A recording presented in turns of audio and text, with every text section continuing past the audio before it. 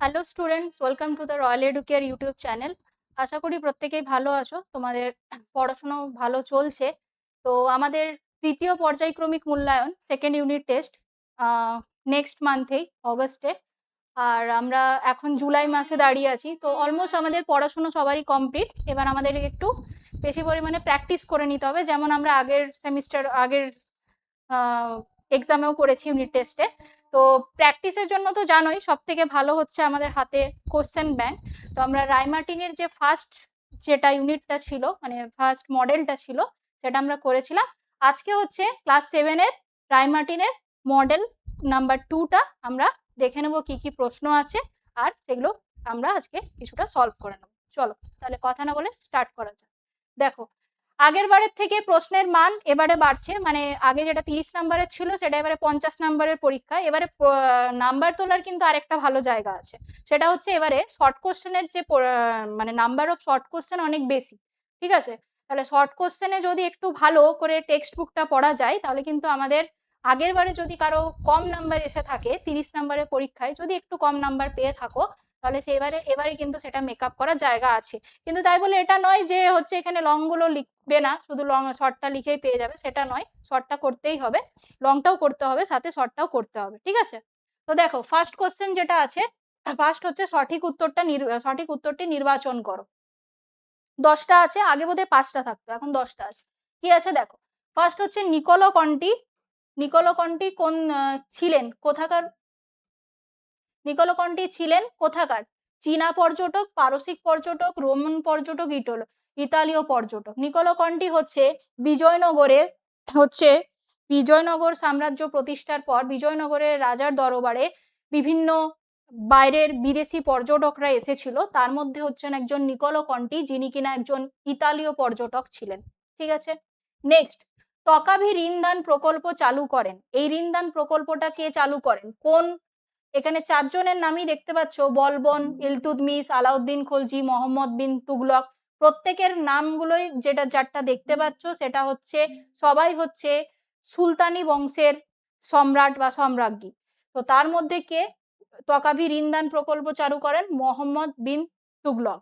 Next, Jaunpur রাজ্য দিল্লি সুলতানির অন্তর্ভুক্ত হয়। দিল্লি সুলতানের অন্তর্ভুক্ত হয় কার সময়? বহলল লোদি, খিজির খান, আকবর, জাহাঙ্গীরের সময়। 4 জন। 4টা অপশনের মধ্যে কোনটা হবে? লোদি বংশের সুলতান বহলল লোদির সময় জৌনপুর রাজ্যটা দখল করে নেয় বহলল লোদি, এবং যেটা দিল্লি সুলতানির অন্তর্ভুক্ত হয়, তাহলে অ্যান্সার হবে বহলল লোদি। তারপরে কি আছে? আরবি ভাষায় ইলম শব্দের অর্থ। ইলম, ইলম এই শব্দটা, এটা হচ্ছে একটা আরবি শব্দ। আরবি ভাষায় এই ইলম শব্দটার অর্থ হচ্ছে, এখানে দুটো আছে দেখো, জ্ঞানী, জ্ঞান, পাহারাদার, বিজ্ঞান। এই জ্ঞানী বা জ্ঞানের মধ্যে কিন্তু কনফিউশন হবে না, অ্যান্সারটা কিন্তু জ্ঞান হবে, জ্ঞানী নয়। ঠিক আছে, ইলম শব্দের অর্থ হচ্ছে জ্ঞান।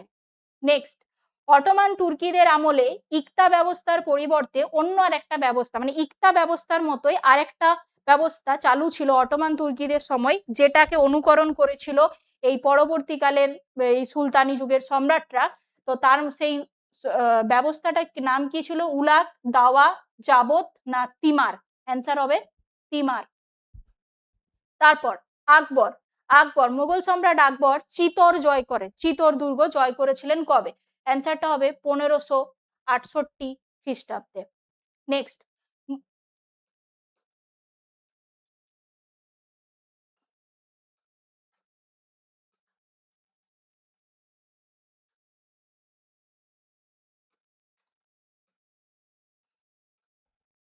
দেখো, মোগলদের সময় স্বর্ণ মুদ্রাকে কি বলা হতো? 4টে অপশন দিয়েছে, দাম, রুপায়া, আশরফি না টঙ্কা? অ্যান্সার হবে আশরফি। ডিউক অফ আলবুকার্ক যিনি কোন দেশ থেকে ভারতে এসেছিলেন? আলবুকার্ক তিনি এসেছিলেন ফ্রান্স থেকে না ডেনমার্ক থেকে না পর্তুগাল না হল্যান্ড থেকে? অ্যান্সার হবে পর্তুগাল থেকে। এরপর শের শাহ সুরি, যার নাম, শের শাহের মৃত্যুর পর তার কোন পুত্র ক্ষমতায় আসে? ঠিক আছে, সুরি বংশে ক্ষমতায় কে এসেছিল? অ্যান্সার হচ্ছে ইসলাম শাহ। তারপর সব প্রশ্নগুলোই খুবই কিন্তু সোজাই রয়েছে। এবারে, মোহাম্মদ বিন তুগলক নতুন করে রাজধানী তৈরি করেছিলেন কোথায়? লক্ষণাবতী, দৌলতাবাদ, রামাবতী না রামগড়ে? অ্যান্সার কি হবে? দৌলতাবাদ। কারণ মোহাম্মদ বিন তুগলককে কি বলা হয়? পাগলা রাজা বলা হয়। তিনি দিল্লি থেকে তার রাজধানী দৌলতাবাদে তৎক্ষণাৎ স্থানান্তরিত করেই পরের দিন প্রজাবর্গ সেনা সৈনিক নিয়ে বেরিয়ে পড়েছিলেন দৌলতাবাদের উদ্দেশ্যে। নিজেকে দৌলতাবাদটা দিল্লি থেকে অনেকটা দূর ছিল তার ডিস্টেন্স, এবং সেটা তিনি পায়ে হেঁটেই সেখানে অতিক্রান্ত করবে বা সেখানে পৌঁছে যাবে এরকম একটা আশা নিয়ে বেরিয়েছিল, এবং মাঝপথে সেটা সফল হয়নি। বহু সৈনিক এবং বহু প্রজাগণ তার সাথে যারা রওনা দিয়েছিলেন তারা তাদের মাঝপথে মৃত্যু ঘটে। ফলে তার এই যে উদ্দেশ্য যে তার রাজধানী হঠাৎ করে স্থানান্তর করা দিল্লি থেকে দৌলতাবাদে, সেটা শেষ পর্যন্ত সফল হয়নি। তাহলে এই 10টা সঠিক উত্তর নির্বাচন করে আমরা কমপ্লিট করলাম। নেক্সট কি আছে? নেক্সট হচ্ছে একটা স্তম্ভ মেলাও আছে। দেখো কি আছে, ক স্তম্ভের সাথে খ স্তম্ভ ম্যাচ করো। কি কি আছে? জাহান পনাহ। জাহান পনাহ সাথে কোনটা যাবে এখানে? জাহান পনাহ এটা হচ্ছে একটা দিল্লির যে 7টা শহর ছিল সেই 7টা শহরের মধ্যে 4র্থ নম্বর শহরটা হচ্ছে জাহান পনাহ। এটা কে নির্মাণ করেছিল? অবশ্যই মোহাম্মদ বিন তুগলক। তাহলে এখানে আমি আই লিখলাম। তাহলে জাহান পনাহ অপশন সি এর সাথে মিলছে, মোহাম্মদ বিন তুগলক। নেক্সট, কিলোঘড়ি প্রাসাদ, এটা দিল্লির যমুনা নদীর তীরে নির্মিত হয়েছিল। কে নির্মাণ করেছিল? কাইকোবাদ। তাহলে অপশন 2টা মিলছে ডি এর সাথে, কাইকোবাদ।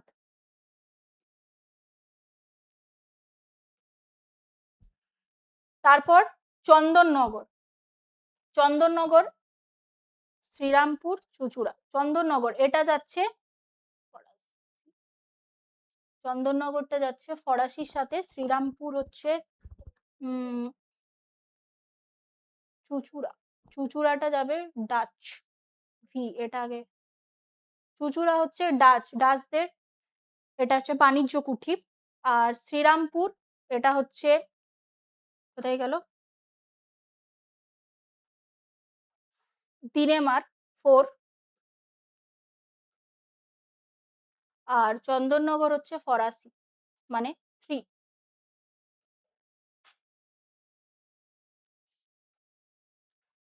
এই হচ্ছে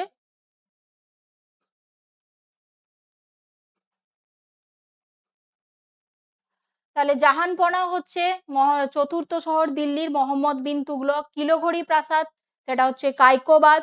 নেক্সট হচ্ছে চন্দননগর যেটা হচ্ছে ফরাসিদের, ফরাসি। আর নেক্সট শ্রীরামপুর সেটা হচ্ছে শ্রীরামপুরটা হচ্ছে দিনেমার। আর চুঁচুড়া হচ্ছে ওলন্দাজ বা ডাচ। নেক্সট এরপরে আছে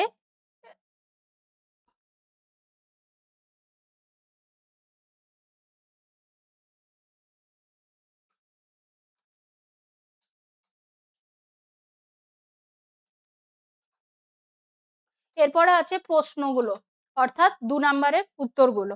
দেখো 2 নম্বরের এবারেও যেমন একেও হচ্ছে অনেক 10টা করতে হচ্ছে। এবার 2 নম্বরের প্রশ্নের নাম্বার অফ কোশ্চেন্সও বেশি। নিচের যে কোনো 7টি প্রশ্নের উত্তর দাও। এগুলো হচ্ছে 2 নম্বরের না, এগুলো 1 নম্বরের গুলো, 1 নম্বরের শর্ট কোশ্চেন গুলো। দেখো ফার্স্ট কোশ্চেনটা সবগুলোর উত্তর দেওয়াই আছে। বাহমনি রাজ্যের দেশীয় অভিজাতদের কি বলা হতো? অ্যান্সার হচ্ছে বাহমনি রাজ্যের যারা দেশীয় অভিজাত, যারা মূলত দাক্ষিণাত্যের বাসিন্দা, তাদেরকে বলা হতো, এটা দক্ষিণীন, দক্ষিণীন লেখা আছে, এটা অ্যাকচুয়ালি দক্ষিণী কথাটা, দক্ষিণীয় লিখতে পারো।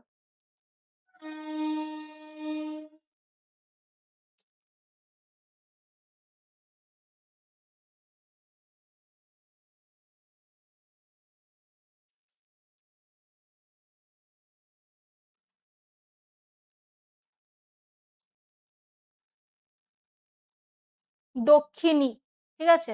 তারপর নেক্সট হচ্ছে খানুয়ার যুদ্ধ কত খ্রিস্টাব্দে হয়েছিল? খানুয়ার যুদ্ধ হয়েছিল 1527 খ্রিস্টাব্দে। নেক্সট আকবর কত খ্রিস্টাব্দে দহসালা ব্যবস্থা চালু করেন? আকবর 1580 খ্রিস্টাব্দে দহসালা ব্যবস্থা চালু করেছিলেন, ঠিক আছে। তারপর রাঠোর যুদ্ধ, রাঠোর যুদ্ধ কাদের মধ্যে হয়েছিল? কাদের মধ্যে? মুঘল সম্রাট ঔরঙ্গজেবের সঙ্গে মারোয়ারের রাঠোর রাজপুতদের মধ্যে এই যুদ্ধ হয়েছিল। সেটা হচ্ছে রাঠোরের যুদ্ধ। মুঘল সম্রাট শেষ, মানে যিনি শক্তিশালী সেট মুঘল সম্রাট ঔরঙ্গজেবের সঙ্গে মারওয়ারের রাঠোর রাজপুতদের। নেক্সট আছে চিরাগি দিল্লি কাকে বলে? চিরাগি দিল্লি এটা হচ্ছে একজন সুফি শেখ, যার দরগাকে বলা হতো চিরাগি দিল্লি। সুফি সাধক বা শেখ নাসির উদ্দিন মাহমুদের দরগাকে বলা হতো চিরাগি দিল্লি। এই শব্দটার অর্থ হচ্ছে দিল্লির প্রদীপ, বিখ্যাত সুফি সাধক। মালিক অম্বর, তারপর দেখো মালিক অম্বর কে ছিলেন? মালিক অম্বর ছিলেন আহমদনগর রাজ্যের একজন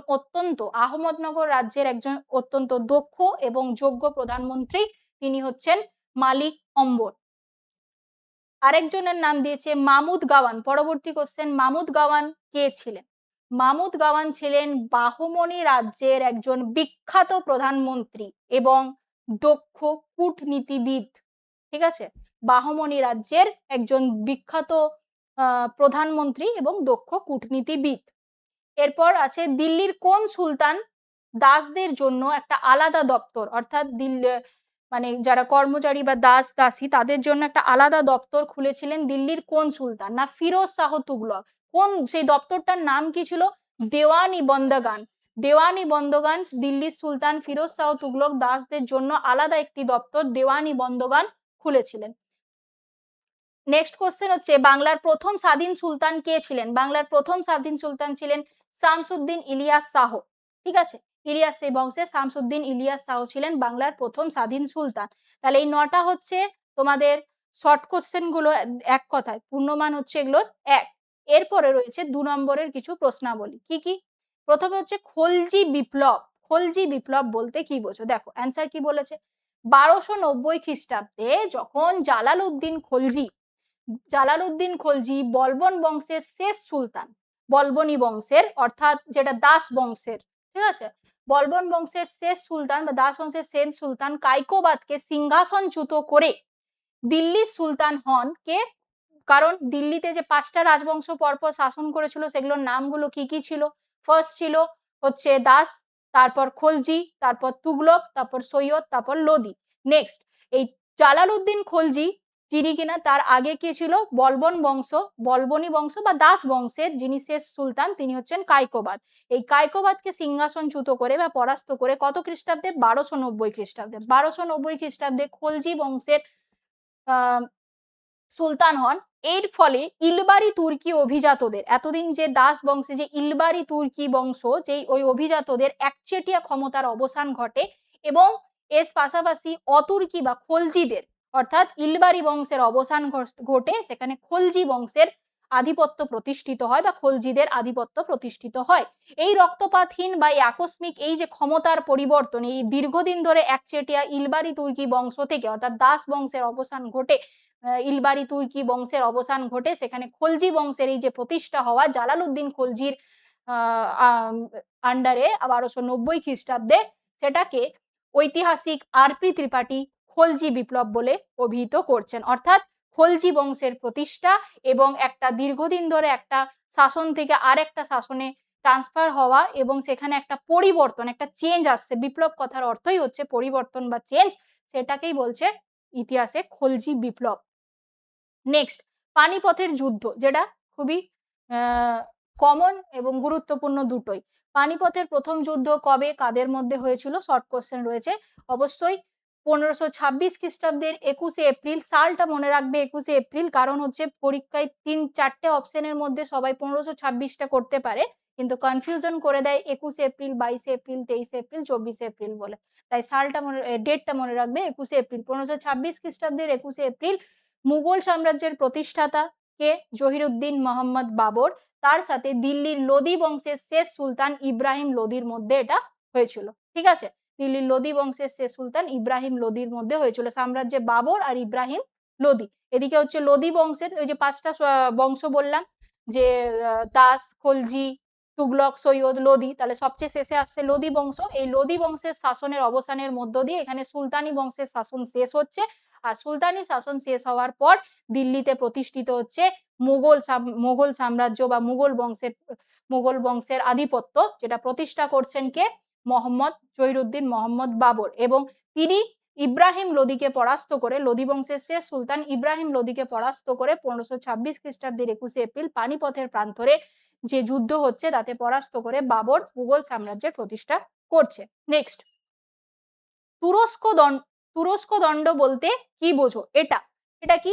তুরস্ক দণ্ড। এর সাথে বইয়ে দেখবে টুকরো কথায় আরো অনেকগুলো করের নাম পাবে, খামোস, খরাজ, জিজিয়া, জাকাত। এই চারটে কিন্তু ভালো করে পড়ে যাবে পরীক্ষার জন্য। নেক্সট হচ্ছে তুরস্ক দণ্ড। দেখো তুরস্ক দণ্ডটা কি? একাদশ দ্বাদশ শতকে গাহারওয়াল রাজ্যের রাজত্বকালে, এটা কিন্তু আগে, গাহারওয়াল রাজ্যের রাজত্বকালে রাজ্যে বসবাসকারী তুর্কি বা মুসলমান প্রজাদের ওপর এক ধরনের বিশেষ কর চাপানো হতো, যাকে বলা হতো তুরস্ক দণ্ড। আবার কোন কোন ঐতিহাসিকের মতে তুর্কি আক্রমণ প্রতিহত করার জন্য রাজ্যের প্রতিরক্ষার উদ্দেশ্যে সাধারণ মানুষের কাছ থেকেও এই কর আদায় করা হতো। তাহলে বেসিক্যালি এটা আদায় করা হচ্ছে কাদের কাছ থেকে? তুর্কি মুসলমান প্রজাদের কাছ থেকে। গাহারওয়াল রাজ্যে বসবাসকারী যারা তুর্কি বা মুসলিম প্রজারা আছে তাদের উপর এক ধরনের কর চাপানো হতো, তুরস্ক দণ্ড, যাকে বলা হচ্ছে তুরস্ক দণ্ড। আবার অনেকে মনে করছেন যে না, এটা হচ্ছে শুধুমাত্র মুসলমান প্রজাদের উপর নয়, এটা সাধারণ মানুষের ওপর। কিসের জন্য? না তুর্কি আক্রমণ প্রতিহত করার জন্য রাজ্যের প্রতিরক্ষার উদ্দেশ্যে সাধারণ মানুষের কাছ থেকে একটা কর আদায় করা হতো, সেই করটার নাম হচ্ছে তুরস্ক দণ্ড। এর সাথে খরাজ, খামোস, জিজিয়া, জাকাত, এই চারটে করো ভালো করে পরীক্ষার জন্য পড়ে যাবে। নেক্সট হচ্ছে দিন ই ইলাহি, যেটা অবশ্যই খুবই গুরুত্বপূর্ণ, এটা লং কোশ্চেন আকারেও পড়বে 3 নম্বরের। আকবরের সময় আকবরের দিন ইলাহি, আর শর্টে তো রয়েইছে, বাট এটা লং এর জন্য ভালো করে পড়ে যাবে টিকা আকারে, যে দিন ইলাহি কি বা দিন ইলাহি সম্পর্কে কি জানো লেখো, যা জানো লেখো। কি আছে? মুঘল সম্রাট আকবর 1582 খ্রিস্টাব্দে বিভিন্ন ধর্মের, আকবর ছিলেন একজন ধর্ম সহিষ্ণু ব্যক্তি, তিনি সমস্ত ধর্মের সার কথা, অর্থাৎ সমস্ত ধর্মের যে সমস্ত ভালো দিকগুলো রয়েছে সেগুলোকে গ্রহণ করে এবং পরম সহনশীলতার আদর্শের উপর ভিত্তি করে তিনি একটা নতুন ধর্মমত বা নতুন একটা জীবন চর্চার মানে প্রবর্তন করেন, যাকে বলা হচ্ছে দিন-ই ইলাহি। 1582 খ্রিস্টাব্দে মোগলদের শ্রেষ্ঠ সম্রাট, যাকে আমরা নাম হচ্ছে আকবর, তিনি সমস্ত ধর্মের, অর্থাৎ তিনি মানুষের ধর্মের মধ্যে কোনো রকম ভেদাভেদ না করে সমস্ত ধর্মের সার কথাগুলোকে, অর্থাৎ মূল যে বিষয়বস্তুটা, সেটাকে নিয়ে একটা নতুন ধর্মমতের উদ্ভব করেন, যেটাকে তিনি নাম দিচ্ছেন দিন-ই ইলাহি। এটি কোনো একটা আনুষ্ঠানিক ধর্ম ছিল না, বরং একটা হচ্ছে নৈতিক আচরণ বিধি, অর্থাৎ সমস্ত ধর্মের মধ্যে যে সমস্ত ভালো দিকগুলো আছে সেটা একজন মানুষের কোন কোন ভালো দিকগুলো তার জীবন চর্চায় বা তার প্রতিদিনের জীবনে নিজেকে ভালো জায়গায় প্রতিষ্ঠিত করার জন্য সেটা অবলম্বন করা উচিত, তার প্রচেষ্টা করেছিলেন মোগল সম্রাট আকবর, যেটা 1582 খ্রিস্টাব্দে এই যে নতুন ধর্মমতটার উদ্ভব হলো সেটার নাম হচ্ছে দিন-ই ইলাহি। নেক্সট, চাঁদনি চক।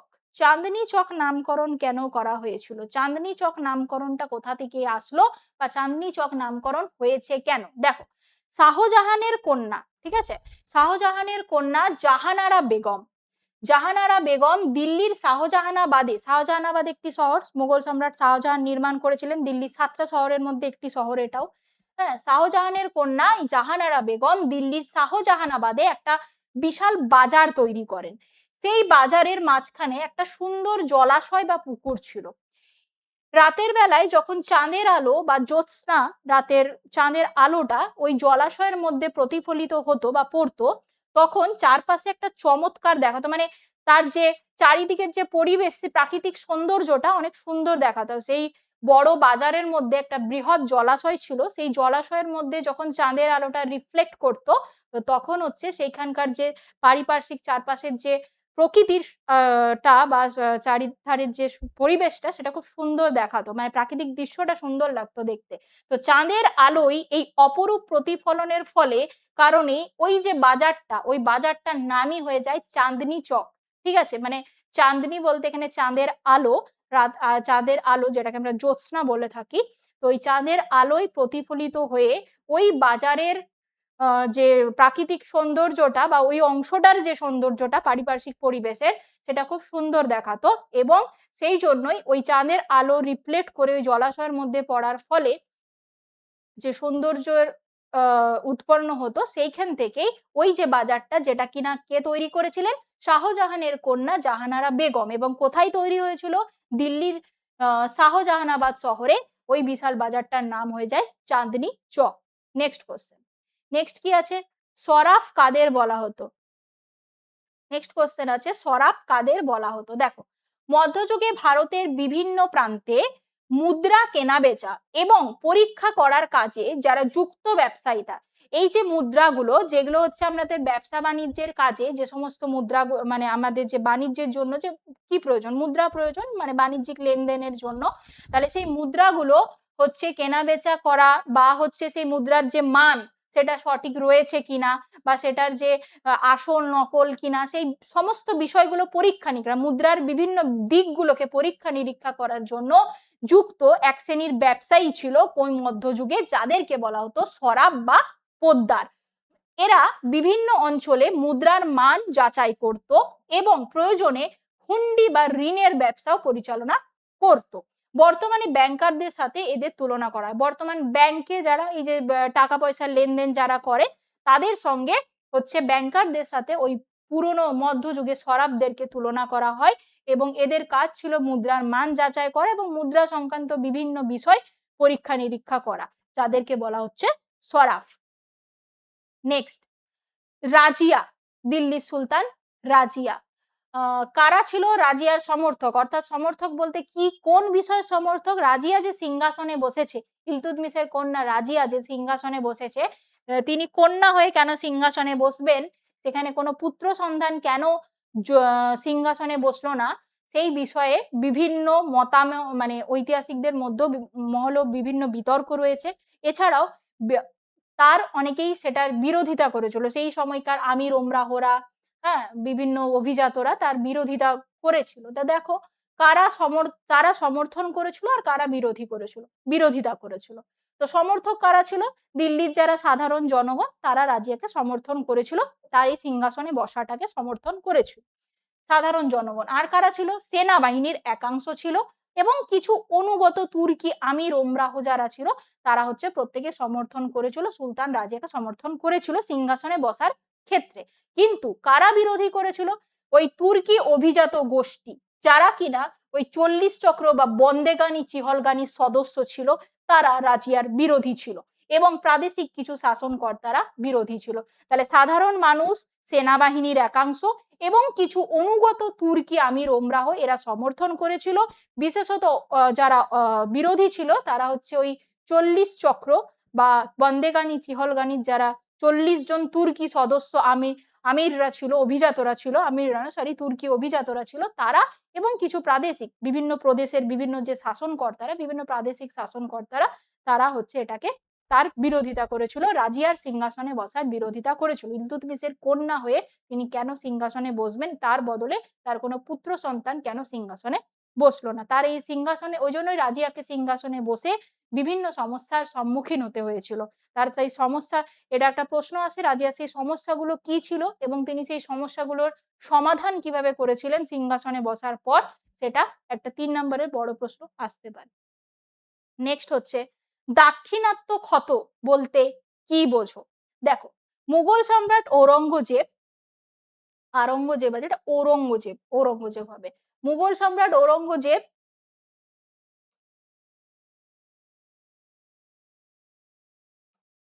দাক্ষিণাত্যের সিয়া রাজ্যগুলি, দাক্ষিণাত্যের বিভিন্ন সিয়া রাজ্য নয়, দাক্ষিণাত্যের বিভিন্ন যে রাজ্যগুলো, সিয়া বলার দরকার নেই, দাক্ষিণাত্যের বিভিন্ন রাজ্যগুলি থেকে, যেমন দাক্ষিণাত্যের সেই সময় বিভিন্ন রাজ্যগুলির উদ্ভব হয়েছিল কি কি, যেমন বিজাপুর, গোলকুন্ডা ইত্যাদি।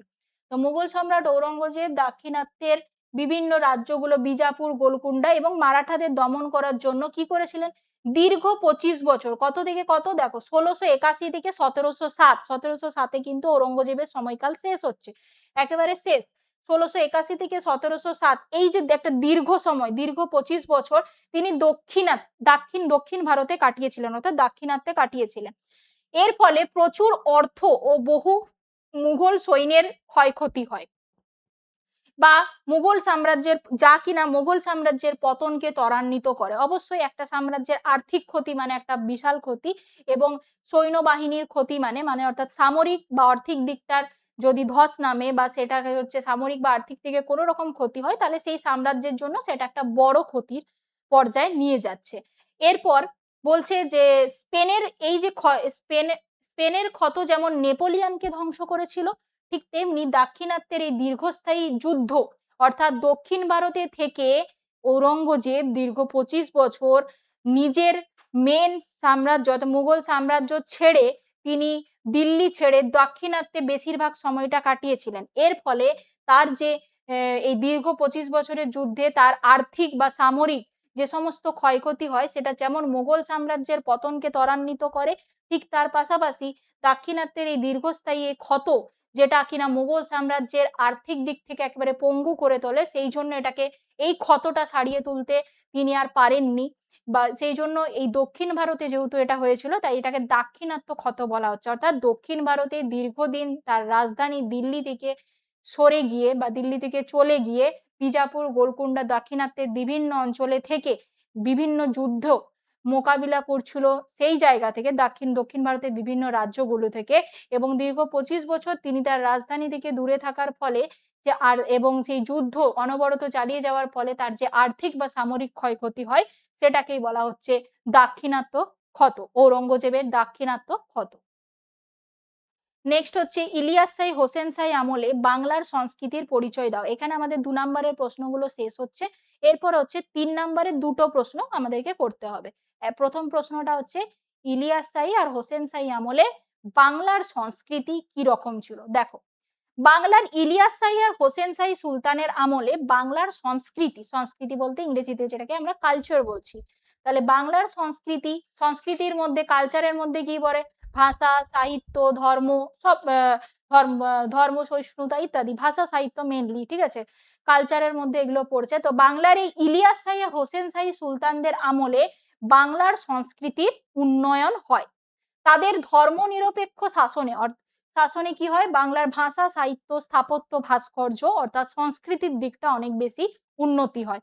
কি হয়েছিল দেখো, ফার্স্ট হচ্ছে ভাষা সাহিত্যের ক্ষেত্রে কি বলছে? এই সময় বাংলা ভাষা এবং সাহিত্যের উন্নতি ঘটে, ঠিক আছে, এই সময় বাংলা ভাষা ও সাহিত্যের উন্নতি ঘটে। আর হোসেন শাহী আমলে বাংলা লেখার যে চর্চা বা বাংলা ভাষায় কিছু লেখা, তার যে চর্চা সেটা বৃদ্ধি পায় বা বাড়ে, এবং বাংলা ভাষার সাহিত্য বা ভাষা চর্চা তার যে সেটারও বিকাশ হয়। এখানে ভাষা সাহিত্যেরও একটা বিকাশ ঘটে, সংস্কৃতির একটা দিক, ভাষা, ল্যাঙ্গুয়েজ, সাহিত্য। আর নেক্সট হচ্ছে এখানে ইলিয়াস শাহী হোসেন শাহী আমলে যারা সুলতানরা ছিল তারা ধর্মের প্রতি অনেক উদার ছিল, অর্থাৎ যে যার ধর্মের প্রতি প্রচন্ড মানে উদার মনস্ক ব্যক্তি ছিলেন তারা। তারা সমস্ত ধর্মকে এক বলে মনে করতেন। তাদের উদারতার ফলে বাংলার দেখো সব ধর্মের, আমি বললাম যে সব ধর্মের সব ধর্মের মানুষ শান্তিতে একসাথে বসবাস করতে পারতো, অর্থাৎ এখানে যেমন হিন্দু, মুসলিম বা খ্রিস্টান এরকম কোনো ভেদাভেদ ছিল না, সকল ধর্মের মানুষ একসাথে তারা শান্তিপূর্ণভাবে বসবাস করতে পারতো, তারা তাদের ব্যক্তিগত মতামত প্রকাশ করতে পারতো। এর পাশাপাশি তারা বাংলা ভাষায় সাহিত্য চর্চা বা ভাষার যে জ্ঞান সেটাকেও এগিয়ে নিয়ে যেতে পারতো। আর কি হয়েছিল এই সময়, যদি আমরা সংস্কৃতির অন্য আরেকটা দিক দেখি, তাহলে বলছে এই সময় বাংলার যিনি মহাপ্রভু শ্রী চৈতন্যদেব, তার নেতৃত্বে ভক্তিবাদ, সমাজে ভক্তি অর্থাৎ ঈশ্বরের প্রতি যে শ্রদ্ধা, ভক্তি বা মানুষের অন্তরে ঈশ্বরের বাস রয়েছে, এবং সকল মানুষকে শ্রদ্ধা এবং ভক্তির চোখে দেখা এবং সকলের সাথে ভালো ব্যবহার করা, বা সেই বিষয়গুলোকে বলা হচ্ছে সেই পুরো বিষয়টাকে বলা হচ্ছে ভক্তিবাদ, যেটা কিনা শ্রী চৈতন্যের নেতৃত্বে, মহাপ্রভু চৈতন্য দেবের নেতৃত্বে প্রচার হয়েছিল। সুলতান হোসেন শাহ শ্রী চৈতন্যকে খুবই শ্রদ্ধা করতেন। এই যদি এটা একটা শর্ট কোশ্চেন আসে, ভক্তিবাদের প্রবক্তা বাংলায় সেই সময় মহাপ্রভু শ্রী চৈতন্য দেব, তিনি ভক্তিবাদের প্রচার করেন মানুষের মধ্যে, এবং এই সুলতান হোসেন শাহী বংশের সুলতান হোসেন শাহ, যিনি কিনা চৈতন্য মহাপ্রভুকে গুরু হিসেবে মানতেন, তাকে শ্রদ্ধা করতেন ভীষণ। তাহলে সেই সময় ভাষা সাহিত্য, বাংলা ভাষা জ্ঞান চর্চা, বাংলা ভাষার প্রতি লেখালেখির চর্চা সেটা যেমন বৃদ্ধি পেয়েছিল, এটা যেমন একটা সংস্কৃতির একটা অংশ, তেমনি ধর্মটাও একটা অংশ। এখানে সকল ধর্মের মানুষ নিজের উদার মনস্ক ছিলেন এখানকার মানুষ, যে কারণে সকল ধর্মের মানুষ শান্তিপূর্ণভাবে সহাবস্থান করতেন। এর পাশাপাশি তারা নিজস্ব মত প্রকাশ বা ভাষা বা সাহিত্যের উন্নতির জন্য একসাথে মিলে কাজ করতে পারতেন। এটা ছিল হোসেন শাহী বা ইলিয়াস শাহী বা হোসেন শাহী আমলে বাংলা সুলতানদের সাংস্কৃতিক উন্নয়ন, তারা সকলে একত্রিত ছিল বলেই এই উন্নয়ন সম্ভব হয়েছিল। নেক্সট প্রশ্ন আছে, শের শাহের শাসন ব্যবস্থায় কি কি মানবিক চিন্তার পরিচয় তুমি পাও? দেখো, সম্রাট শের শাহ তিনি বিজেতা হিসাবে একেবারে শ্রেষ্ঠ এবং শাসক হিসাবেও শ্রেষ্ঠতম। এই শের শাহ হুমায়ুনের পরে যিনি কয়েক বছর দিল্লিতে শাসন করেন, শের শাহ সুরি, তারপর পুনরায় আবার হুমায়ুন ফিরে এসেছিলেন। তো দিল্লির শাসক হিসাবে তিনি মাত্র কিন্তু 5 বছর শাসন করেছিলেন। কবে? 1540 থেকে 1545 তিনি রাজত্ব করেছিলেন। এই 5 বছর হুমায়ুন ছিলেন না। এরপরে পুনরায় আবার 1545-এর পর হুমায়ুন আবার ফিরে এসেছিলেন দিল্লিতে। আচ্ছা, কিন্তু এই অল্প সময়ের মধ্যেই তার শাসন ব্যবস্থায় তিনি একজন শ্রেষ্ঠ শাসক হিসাবে তার কৃতিত্বের দাবি রেখে গেছেন। তিনি এমন কিছু কাজ করে গেছেন যেটা পরবর্তীকালে ওই 5 বছরের ওই মধ্যেই সেটা একটা শ্রেষ্ঠত্ব বা কৃতিত্বের দাবি রাখে অবশ্যই। তার শাসন ব্যবস্থায় অনেক মানবিক চিন্তা বলতে জনগণের বা সাধারণ মানুষের কল্যাণের জন্য যে সমস্ত দিকগুলো একজন শাসক হিসাবে উন্মোচন করা দরকার, সেই রকম কিছু কাজ তিনি করেছিলেন। কি কি কাজগুলো সেগুলো দেখে নাও। ফার্স্ট হচ্ছে ভূমি রাজস্বের ক্ষেত্রে কি করেছিলেন? ভূমি রাজস্ব ব্যবস্থার ক্ষেত্রে তিনি পাট্টা বা কবুলিয়ত প্রথা চালু করেছিলেন। নেক্সট হচ্ছে এই পাট্টা আর কবুলিয়তটা তাহলে কি? পাট্টা কবুলিয়ত প্রথা যে চালু করেছিলেন, শেরশাহ কৃষকের নামে, যে কৃষক ছিল সেই কৃষকের নাম, জমিতে কৃষকের কতটা অধিকার, কোন জমিতে, এবং তাকে কত রাজস্ব দিতে হবে সেখান থেকে, এগুলোর যে একটা ডেটা, এটার যে একটা তথ্য বা একটা দলিল যে তিনি দিতেন, সেটাকে বলা হচ্ছে পাট্টা। শেরশাহ কৃষককে কৃষকের নাম, জমিতে কৃষকের অধিকার এবং তাকে কতটা পরিমাণ রাজস্ব দিতে হবে তা লিখে একটা দলিল দিতেন প্রত্যেক কৃষককে আলাদা আলাদা, সেইটাকে বলা হচ্ছে পাট্টা। আর কবুলিয়ত কি? সেটা হচ্ছে ওই যে যারা পাট্টা পেত, অর্থাৎ পাট্টা প্রাপ্ত কৃষকেরা, তারা রাজস্ব দেওয়ার কথা স্বীকার বা কবুল করে, হ্যাঁ আমরা রাজস্ব দেব, সরকার আমাদেরকে যে পরিমাণ সরকার যে রাজস্বটা দাবি করেছে সেটা আমরা দেব, সেটা দিতে পারবে বলে যে দলিলে সই করত সেই দলিলটাকে বলা হচ্ছে কবুলিয়ত। তাহলে ভূমি রাজস্ব ব্যবস্থার উন্নতির স্বার্থে বা ওটাকে আরো মানে এগিয়ে নিয়ে যাওয়ার জন্য, কৃষকদের অবস্থার সচ্ছল করার জন্য তিনি একটা সঠিক ডেটা তৈরি করে এবং সেটা সময় মতো জমা পড়বে কিনা সেই বিষয়ে কৃষকদের কাছ থেকে পাট্টাপ্রাপ্ত ওই দলিলটাকে সই করার যে প্রথা, যে কবুলিয়ত, সেটা চালু করেছিলেন। এটা কৃষকদের স্বার্থে। নেক্সট হচ্ছে বিচার সংক্রান্ত, তিনি কি বিচারের ক্ষেত্রে তিনি কি করেছিলেন? দেখো, শেরশাহ হচ্ছে সবসময় পক্ষপাতহীন, অর্থাৎ কারো মধ্যে কোনো রকম ভেদাভেদ নয়। দুটো মানুষ যদি দোষী, দুটো মানুষের মধ্যে যদি একজন দোষী হয়, তাহলে সে যতটা শাস্তি পাওয়ার যোগ্য তাকে ঠিক ততটাই দেওয়া হবে। সে তার পরিচিত বা তার সাম্রাজ্যের লোক বা তার নিজস্ব প্রজা এরকম বলে কিছু ছিল না। তিনি যতটা তার, যে তার মানে কাজ হিসাবে তার যতটা শাস্তি পাওয়ার দরকার সে ততটাই পাবে। অর্থাৎ কোনো রকম মানুষের মধ্যে ভেদাভেদ না করে পক্ষপাতহীনভাবে বিচার করত। কোনো রকম কঠোর বিচার ব্যবস্থা প্রবর্তন তিনি করেছিলেন। তিনি তার সাম্রাজ্যের মধ্যে এই একই ধরনের আইন ও দণ্ডবিধি প্রবর্তন করেছিলেন। সম্রাট স্বয়ং নিজে প্রত্যেক বুধবার কি করতেন? আপিল মামলার বিচার করতেন এবং অপরাধীকে শাস্তি স্বরূপ কি করতেন? বেত্রাঘাত, বেতের আঘাত, বেত দিয়ে মারা, অঙ্গচ্ছেদ, প্রয়োজন পড়লে সেই অপরাধটা যদি অনেক বেশি হতো তাহলে তার অঙ্গচ্ছেদ পর্যন্তও করা হতো। তার শরীরের কোনো একটা অঙ্গ কেটে বাদ দিয়ে দেওয়া হতো। অঙ্গচ্ছেদ, এমনকি শেষ যেটা চরম পর্যায়ে প্রাণদণ্ড, তাকে মৃত্যুদণ্ড পর্যন্ত দেওয়া হতো। তাহলে বিচার ব্যবস্থার ক্ষেত্রে তার চরম এবং কঠোর বিচার ব্যবস্থা ছিল। যে ব্যক্তি যে পরিমাণ অপরাধ করবে, যার অপরাধ যত বেশি হবে সেই অনুযায়ী অপরাধ দেখে তার বিচার দেওয়া হবে। সেটা বেত্রাঘাতও হতে পারে, অঙ্গচ্ছেদও হতে পারে বা প্রাণও যেতে পারে, প্রাণদণ্ডও দেওয়া হতে পারে। নেক্সট হচ্ছে যেটা সব থেকে গুরুত্বপূর্ণ, এটা খুবই আসে পরীক্ষায়, যোগাযোগ ব্যবস্থা। শের শাহের যোগাযোগ ব্যবস্থায় কি তিনি পরিবর্তন করেছে, মানে কি সংস্কার করেছিলেন, যোগাযোগ ব্যবস্থায় শের শাহের সংস্কার কি ছিল, এটা এমনিতেও 2 নম্বরের প্রশ্নে আসতে পারে। কি রকম দেখো, যোগাযোগ ব্যবস্থার ক্ষেত্রে তিনি সুষ্ঠুভাবে পরিচালিত করার জন্য সুদীর্ঘ এবং প্রশস্ত রাজপথ নির্মাণ করেছিলেন শের শাহ, যেটা তার অন্যতম শ্রেষ্ঠ কীর্তি। তিনি পূর্ববঙ্গের সোনারগাঁ থেকে পেশোয়া পর্যন্ত কত মাইল, 1400 মাইল দীর্ঘ একটা পথ নির্মাণ করেছিলেন, রাজপথ, যা সড়ক-ই আজম বা গ্যাংটক রোড, জিটি রোড নামে পরিচিত। গ্যাংটক রোড বা জিটি রোড, এটা শর্ট কোশ্চেনেও আসতে পারে। শের শাহের হচ্ছে গ্যাংটক রোড বা জিটি রোড কোথা থেকে কত, পূর্ববঙ্গের সোনারগাঁ থেকে পেশোয়া পর্যন্ত কত, 1400 মাইল দীর্ঘ। এবং আগ্রা থেকে বুরহানপুর এবং আগ্রা থেকে যোধপুর পর্যন্ত তিনি রাস্তা নির্মাণ করেন। তিনি এর পাশাপাশি সেই রাস্তায় যখন পথিকরা যাবে, সেই পথিক বা বণিকরা যারা ব্যবসার জন্য যে ওই রাস্তা দিয়ে পারাপার হচ্ছে, তাদের সুবিধার জন্য রাস্তার ধারে ধারে অনেক সরাইখানাও নির্মাণ করেছিলেন। তিনি প্রথম ঘোড়ার পিঠে ডাক আদান প্রদানের ব্যবস্থা করেন। ঘোড়ায় চড়ে ডাক চিঠিপত্র আদান প্রদানের যে ব্যবস্থা, যেটাকে আমরা বলছি, একটা হচ্ছে কি জানো, একটা হচ্ছে উলাক, আর পায়ে হেঁটেটা বোধহয় দাওয়া। উলাক আর দাওয়া এই দুটো রয়েছে। তাহলে ঘোড়ায় পিঠে চড়ে ডাক যোগাযোগ ব্যবস্থা, তারপর হচ্ছে গ্যাংটক বা জিটি রোড নির্মাণ, তারপর হচ্ছে প্রত্যেক বুধবার আপিল মামলার বিচার, কঠোর বা পক্ষপাতহীন শাসন ব্যবস্থা এবং কৃষকদের স্বার্থে ভূমি রাজস্ব ব্যবস্থার উন্নতির জন্য পাট্টা বা কবুলিয়তের মতো বিভিন্ন দলিলের প্রকাশ ইত্যাদি মানবিক সংস্কারের পরিচয় আমরা পাই। এছাড়াও আরো একটা আছে, সেটা হচ্ছে ধর্ম। ধর্মের ক্ষেত্রে তিনি কি করেছিলেন, ধর্মনীতি। শের শাহ ছিলেন সুন্নি মুসলমান। তিনি ধর্ম নিরপেক্ষ নীতি নিয়ে শাসন করতেন, অর্থাৎ সকল ধর্মের মানুষ তার কাছে সমান, ধর্ম অনুযায়ী কোনো রকম তিনি ভেদাভেদ করতেন না মানুষের মধ্যে। ব্রহ্মজিৎ গৌড় তার প্রধান সেনাপতি ছিলেন।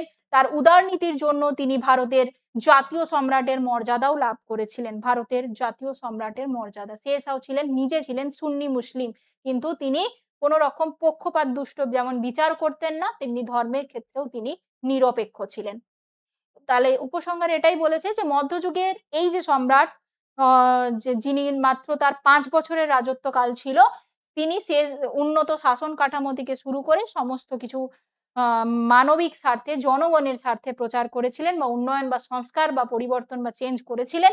এ প্রসঙ্গে ঐতিহাসিক স্মিথ বলেছেন একটা, তার সম্পর্কে, তার এই উন্নতির, এই মানবিক প্রকল্পে একটি কোটেশন তিনি দিয়েছেন। তিনি বলছেন, শের শাহ যদি আরো কয়েক বছর জীবিত থাকতেন, অর্থাৎ তাদের এই 5 বছরের বেশি যদি তিনি হচ্ছে আরো কয়েক বছর মানে তার শাসন ব্যবস্থা চলতো, তাহলে কি হতো, তাহলে ভারতের ইতিহাসে হয়তো একজন মহান মুঘলের পর্যায়ে, যেমন আকবর, বাবর এই সম্রাটদেরকে দেওয়া হয়, তাহলে সেই মুঘলদের পর্যায়ে তিনিও আবির্ভাব হতে পারতেন। এটা বলছেন ঐতিহাসিক ভিনসেন্ট স্মিথ। নেক্সট আছে মুঘল সম্রাট আকবরের রাজপুত নীতি। রাজপুত নীতি সম্পর্কে আলোচনা করো। দেখো, মুঘল সম্রাট আকবরের রাজপুত নীতি কি ছিল, অর্থাৎ রাজপুতদের সাথে মুঘল সম্রাটের যে সম্পর্ক সেটা কিরকম ছিল, অর্থাৎ রাজপুত রাজ্যগুলোকে মুঘল সম্রাট আকবর কি ভাবে জয় করেছিলেন, বা রাজপুতদের সাথে তার সম্পর্ক কি ছিল। দেখো, ফার্স্ট বলছে, মুঘল সম্রাট আকবর কূটনৈতিক বিচক্ষণতার শ্রেষ্ঠ পরিচয় ছিল তার রাজপুত নীতি। তিনি ভারতের শৌর্য বীর্যের প্রতীক রাজপুতদের সাথে সম্রাট আকবরের মৈত্রীর সম্পর্ক তৈরি করতে সচেষ্ট হয়েছিল। মৈত্রী মানে অর্থাৎ বন্ধুত্বের সম্পর্ক। রাজপুতরাও মুঘল সাম্রাজ্যের শক্তিস্তম্ভে পরিণত হয়েছিল, এটা ভূমিকায় লিখলে। নেক্সট, তাহলে সম্পর্কটা কি ছিল, এই জন্য আর রাজপুতদের সাথে সম্পর্ক তৈরি করতে গিয়ে তিনি কোন কোন নীতিগুলো অবলম্বন করেছিলেন। দেখো, ফার্স্ট হচ্ছে তার প্রথম নীতি ছিল বৈবাহিক সম্পর্কের নীতি, অর্থাৎ কোনো রাজপুত রাজ্য দখল করার ক্ষেত্রে তিনি রাজপুত রানীদেরকে বিবাহ করে সেখানে সেই রাজ্যটাকে দখল করেছিলেন, অর্থাৎ বিবাহের মধ্য দিয়ে, রাজপুত রাজকন্যাকে বিবাহের মধ্য দিয়ে কোনো একটা অঞ্চল বা রাজপুত রাজ্য দখল করার চেষ্টা করেছিলেন, সেটাও একটা ছিল। সেরকম একটা এক্সাম্পল, যেমন মুঘল সম্রাট অম্বরের রাজকন্যা যোধাবাইকে বিকানি ও যোধপুরের রাজপুত রাজকন্যাদের বিবাহ করেন। তাছাড়া আকবর তার পুত্র সেলিমের সঙ্গে রাজপুত রাজকন্যাদের বিবাহ দিয়েছিলেন। এটা এক্সাম্পল হিসাবে, যে বৈবাহিক সম্পর্কের নীতি কিভাবে, মানে কাকে বিবাহ করার মধ্য দিয়ে কি প্রমাণ রয়েছে যে বৈবাহিক সম্পর্কের ভিত্তিতে তারা রাজপুতদের সাথে সম্পর্ক রাখতো। নেক্সট হচ্ছে উচ্চ রাজপদে নিয়োগের নীতি। এটা কি, মুঘল সম্রাট আকবর তার দরবারে অর্থাৎ মুঘল রাজ দরবারে বিভিন্ন যে উচ্চ প্রশাসনিক পদগুলো রয়েছে বা রাজ দরবারের যে বিভিন্ন উচ্চ পদগুলো রয়েছে সেখানে রাজপুতদেরকে স্থান দিতেন। ফলে তাদের সাথে একটা সুন্দর বা সুষ্ঠু বা একটা বন্ধুত্বপূর্ণ বা একটা মৈত্রীর সম্পর্ক গড়ে গড়তো, যার এক্সাম্পল হিসাবে ধরতে পারো যে রাজা বিহারী মল, ভগবান দাস, মান সিংহ এই প্রমুখ রাজপুতদের তিনি মনসবদার হিসাবে তার রাজ্যে বা তার সাম্রাজ্যে বা মুঘল দরবারে নিযুক্ত করেছিলেন মনসবদার হিসাবে। কাদেরকে? ভগবান দাস, মানসিংহ, রাজা বিহারীমল প্রমুখদের। নেক্সট, বিভিন্ন সুযোগ সুবিধা প্রদানের নীতি। কি রকম সুযোগ সুবিধা? রাজপুতদের সাহায্য ও সহযোগিতা লাভের জন্য আকবর তাদের উপর থেকে তীর্থকর, নামটা হচ্ছে জিজিয়া, এক্ষুনি বলেছিলাম জিজিয়া, জাকাত, খরাজ, খামোশ, এই করগুলোর কথা অবশ্যই পড়ে যাবে। রাজপুতদের সাহায্য সহযোগিতা লাভের জন্য আকবর তাদের ওপর থেকে তীর্থকর বা জিজিয়া কর তুলে নেন। ফলে তাদের অভ্যন্তরীণ বিষয়ে হস্তক্ষেপ না করার সিদ্ধান্ত নেন। এইভাবে রাজপুতদেরকে বিভিন্ন সময় বিভিন্ন প্রশাসনিক বলো বা সামরিক বলো বা সামাজিক বিভিন্ন সুযোগ সুবিধা তিনি দিতেন, যাতে তার সাথে রাজপুতদের একটা মৈত্রীর সম্পর্ক একটা গড়ে ওঠে। তাহলে তিনি হচ্ছে বিবাহ সূত্রে কোনো রাজপুত রাজ্য দখল করছেন, অথবা তার দরবারে কোনো একটা উচ্চ রাজপদে কোনো রাজপুত বিশেষ ব্যক্তিদেরকে স্থান দিয়ে সেই রাজপুতদের সাথে একটা সম্পর্ক তৈরি করছেন। এছাড়াও রাজপুতদেরকে বিভিন্ন প্রশাসনিক বা সাংবিধানিক বা সাংস্কৃতিক যে কোনো রকম বিশেষ সুযোগ সুবিধা প্রদান করে তার সাম্রাজ্যে বিশেষ সুযোগ সুবিধা প্রদান করে তিনি তাদের সাথে সম্পর্ক স্থাপন করছেন। এই সবগুলোর বিরুদ্ধে গিয়ে আরেকটা হয়, সেটা হচ্ছে যুদ্ধনীতি। কারণ সবাই তো আর সুষ্ঠুভাবে উদার মনস্ক হয়ে বন্ধুত্বপূর্ণভাবে সবটা মেনে নেবে না। তাই কিছু রাজপুত রাজা এমন ছিল যারা বলেছিল যুদ্ধ ছাড়া তাদের সাথে কোনো রকম সম্পর্ক হবে না, যুদ্ধের মাধ্যমেই রাজপুত রাজ্যগুলোকে দখল করতে হবে, যুদ্ধ ছাড়া তারা কোনোভাবেই মুঘল সাম্রাজ্যের অন্তর্ভুক্ত হতে দেবে না রাজপুত রাজ্যগুলোকে। তারা কারা ছিল দেখে নাও। অনেক রাজপুত রাজ্য রাজা বা শাসক যারা আকবরের বশ্যতা স্বীকার করে নেয়নি। এরকম মেওয়ার, রণথম্বর,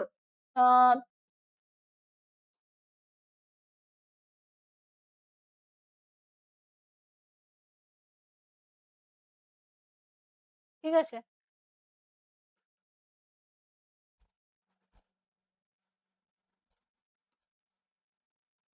রণথম্বর,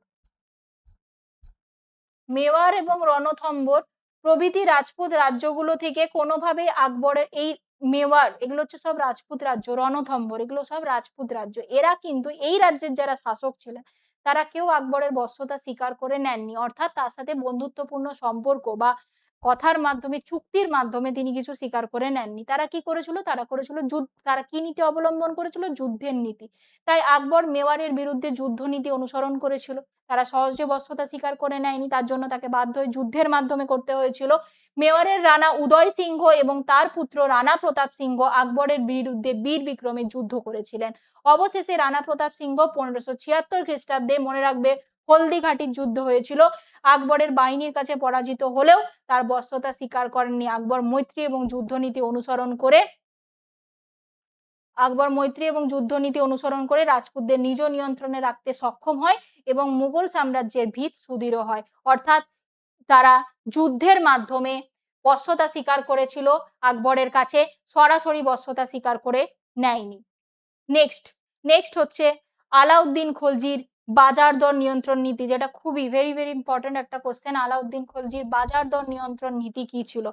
সুলতান আলাউদ্দিন খলজি তার সাম্রাজ্যের সেনা যারা ছিল তাদের যে বেতন দিত, সেই বেতনের মধ্যে যাতে তারা সুষ্ঠুভাবে সঠিকভাবে জীবনযাপন করতে পারে তার জন্য তিনি বাজার দর যে মূল্য, বাজারের যে আমাদের প্রতিদিনের যে নিত্য প্রয়োজনীয় জিনিস সেটার যে মূল্য সেটাকে সঠিক করার জন্য তিনি বেশ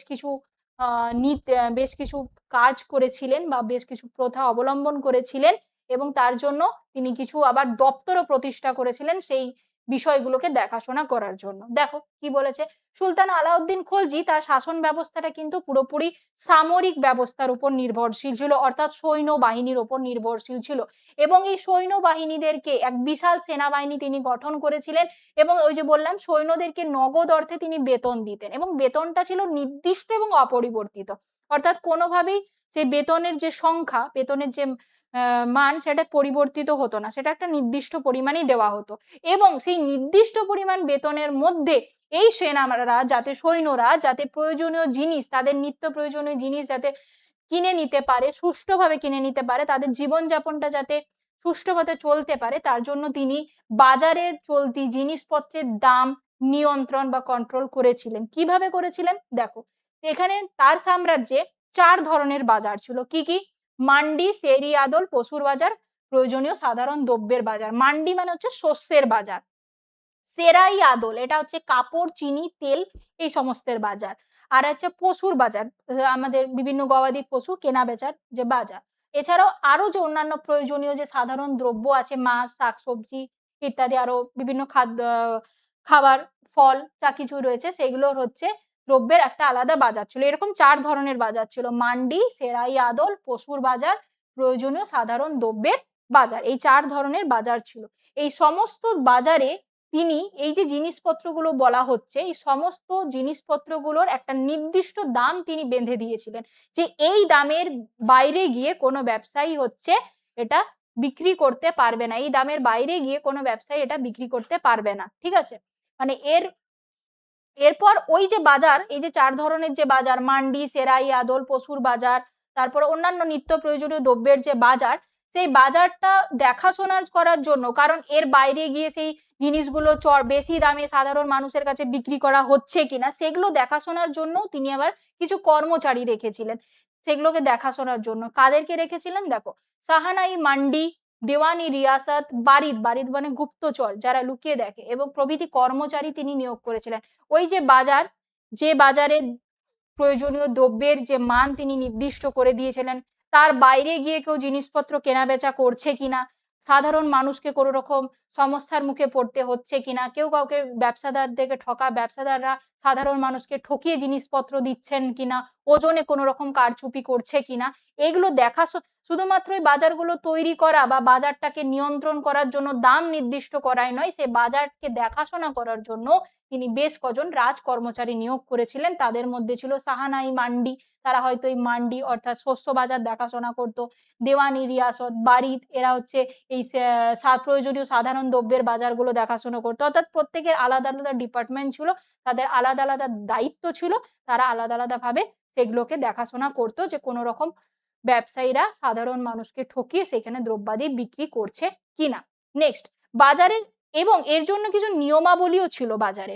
যেমন যদি এর বাইরে গিয়ে কেউ কিছু করে, কোনো রকম অপরাধমূলক কাজকর্ম করে, তাহলে সেক্ষেত্রে কি করা হবে? সেক্ষেত্রে হচ্ছে আলাউদ্দিন খলজি, আলাউদ্দিনের সময় বাজারগুলিতে যে নিয়মাবলীগুলো ছিল, সেটা হচ্ছে সরকারের বেঁধে দেওয়া, অর্থাৎ সুলতানের বেঁধে দেওয়া নির্দিষ্ট দামের বাইরে গিয়ে কোনো ব্যবসায়ী তার কোনো একটা জিনিসও বিক্রি করতে পারবে না। এক, দ্বিতীয়ত যদি বিক্রি করে বা তার প্রয়োজনীয় দামের থেকে যদি বেশি, নির্দিষ্ট দামের বাইরে গিয়ে যদি তারা নিজের থেকে কোনো এক্সট্রা টাকা নেয়, তাহলে সেক্ষেত্রে তাদেরকে কঠোর শাস্তি দেওয়া হবে। এবং সেই শাস্তি হিসাবে এটা হচ্ছে এক হবে এখানে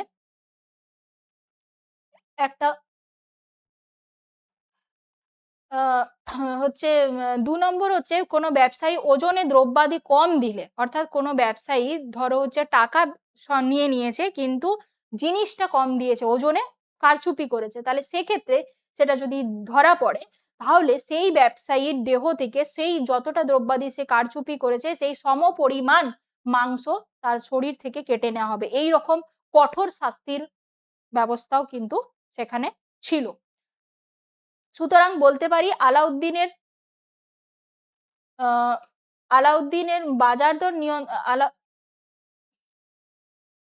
আলাউদ্দিনের বাজার দর নিয়ন্ত্রণ, ঠিক আছে, বাজার দর নিয়ন্ত্রণ সম্পর্কে এটি ছিল, যেটা হচ্ছে এই যুগের একটা বিস্ময় এবং অভিনব সৃষ্টি। অর্থাৎ এর আগে কোনো সুলতান এই সাধারণ মানুষ বা সেনাবাহিনীর কথা, যে নির্দিষ্ট দামের মধ্যে সুষ্ঠুভাবে জীবনযাপন চলে যাওয়া, এই বিষয়টা নিয়ে আগে কিন্তু কেউ কখনো ভাবেনি। তাই এটা হচ্ছে তার একটা অভিনব বা বিস্ময়কর সৃষ্টি বলতে পারি। এবং যাতে সাধারণ মানুষও উপকৃত হয়, এর পাশাপাশি সেনাবাহিনীরা তাদের জীবন ওই নির্দিষ্ট বেতনের মধ্যে সুষ্ঠুভাবে পরিচালনা করতে সক্ষম হয়। এটা কিন্তু খুবই গুরুত্বপূর্ণ একটা প্রশ্ন, আলাউদ্দিন খলজির বাজার দর নিয়ন্ত্রণ নীতি। আরেকটা লং কোশ্চেন যেটা এর আগে বললাম, সেটা হচ্ছে এই যে মুঘল আকবর রাজপুত নীতি তো আছেই, তার সাথে যেটা ২ নাম্বারে বলেছিলাম যে দিন ইলাই, ওটা টিকা আকারে দিন ইলাইটাও কিন্তু ভালোভাবে পড়ে যাবে। তাহলে ৩ নাম্বারের ২টো আর ৫ নাম্বারের ২টো এবারে করতে হচ্ছে। কিন্তু দেখতে পেলে যে শর্ট কোয়েশ্চেনের পরিমাণটা কিন্তু এবারে অনেক বেশি রয়েছে। তাই তোমরা এবারের নেক্সট পরীক্ষায় যে ২য় পর্যায়ক্রমিক মূল্যায়নে যদি ৫০ নাম্বারের পরীক্ষায় তোমাদের শর্ট কোয়েশ্চেনের ওপর বেশি জোর দিতে হবে, এবং তার জন্য সবথেকে গুরুত্বপূর্ণ হচ্ছে টেক্সট বইটা ভালো করে খুঁটিয়ে পড়া। তাহলেই আমাদের শর্ট কোয়েশ্চেনের উত্তরগুলো বেশিরভাগ সবকিছু ঠিক করা সম্ভব হবে। আর তার পাশাপাশি ৩ বা ৫ এর গুলোও আমাদেরকে পয়েন্ট করে যথাযথ, খুব বেশি বড়ও লেখা যাবে না, যতটুকু উত্তর যতটা সম্ভব পয়েন্ট করে যথাযথ উত্তর লেখার চেষ্টা করবে। ঠিক আছে? তাহলে চলো আজকের মতো এখানেই শেষ করছি। পরের দিন আমরা নেক্সট মডেলটা করব। মডেল কোয়েশ্চেনটা আমাদের 1 অ্যান্ড 2 দুটো হয়ে গেছে। এরপরে নেক্সট মডেলটা আমরা করব। তা এগুলো তোমরা এখান থেকে নোট করে মুখস্থ করে নেবে। পরের দিন ক্লাসে আবার দেখা হচ্ছে। ঠিক আছে? চলো। Thank you.